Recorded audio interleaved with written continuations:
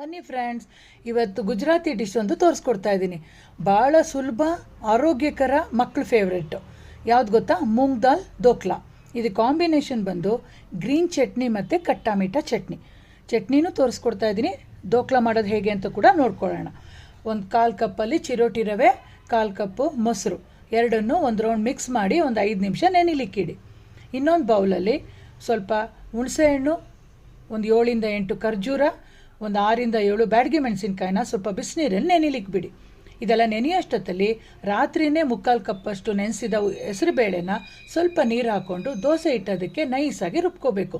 ರುಬ್ದಂಥ ಹಿಟ್ಟನ್ನು ಒಂದು ಬೇಸನ್ಗೆ ಟ್ರಾನ್ಸ್ಫರ್ ಮಾಡಿ ನೆಂದಂಥ ರವೆನ ಹಾಕಿ ರುಚಿಗೆ ತಕ್ಕಷ್ಟು ಉಪ್ಪು ಹಾಕಿ ಸಣ್ಣದಾಗಿ ಹೆಚ್ಚಿದಂಥ ಕೊತ್ತಂಬರಿ ಸೊಪ್ಪು, ಕ್ಯಾರೆಟು, ಹಸಿಮೆಣಸಿನ್ಕಾಯಿ, ಶುಂಠಿ, ತೆಂಗಿನಕಾಯಿ ತುರಿ ಎಲ್ಲ ಹಾಕಿ ಒಂದು ರೌಂಡ್ ಮಿಕ್ಸ್ ಮಾಡಿ ಒಂದು ಅರ್ಧ ಟೀ ಸ್ಪೂನಷ್ಟು ಅಡುಗೆ ಸೋಡಾ, ಅದನ್ನು ಆ್ಯಕ್ಟಿವೇಟ್ ಮಾಡೋಕ್ಕೆ ಅರ್ಧ ಹೋಳಷ್ಟು ನಿಂಬೆಹಣ್ಣು ರಸ ಹಾಕಿ ಒಂದು 2 ಟೀ ಸ್ಪೂನ್ ಆಯಿಲ್ ಹಾಕಿ ಒಂದು ರೌಂಡ್ ಮಿಕ್ಸ್ ಮಾಡಿ ಒಂದು ಪ್ಲೇಟ್ಗೆ ಎಣ್ಣೆ ಹಚ್ಚಿ ರೆಡಿ ಮಾಡಿ ಇಟ್ಕೊಂಡಂಥ ಹಿಟ್ಟನ್ನು ಟ್ರಾನ್ಸ್ಫರ್ ಮಾಡಿ.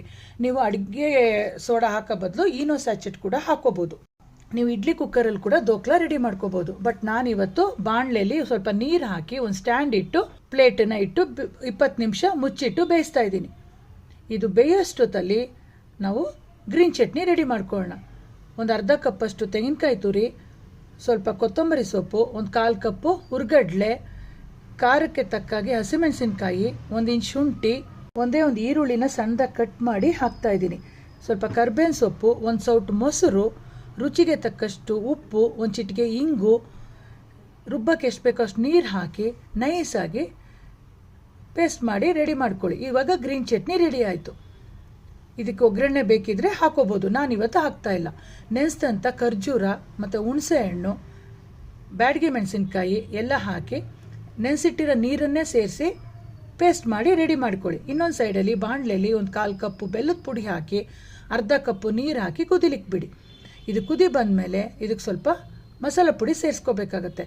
1 ಸ್ಪೂನು ಜೀರಿಗೆ ಪುಡಿ, 1 ಸ್ಪೂನು ಕರಿಮೆಣಸಿನ ಪುಡಿ, 1 ಸ್ಪೂನ್ ಧನಿಯಾ ಪುಡಿ ಮತ್ತು ಚಾಟ್ ಮಸಾಲ ಮತ್ತು ಆಮ್ಚೂರ್ ಪುಡಿ ಕೂಡ ಸೇರಿಸ್ತಾ ಇದ್ದೀನಿ ನಾನು.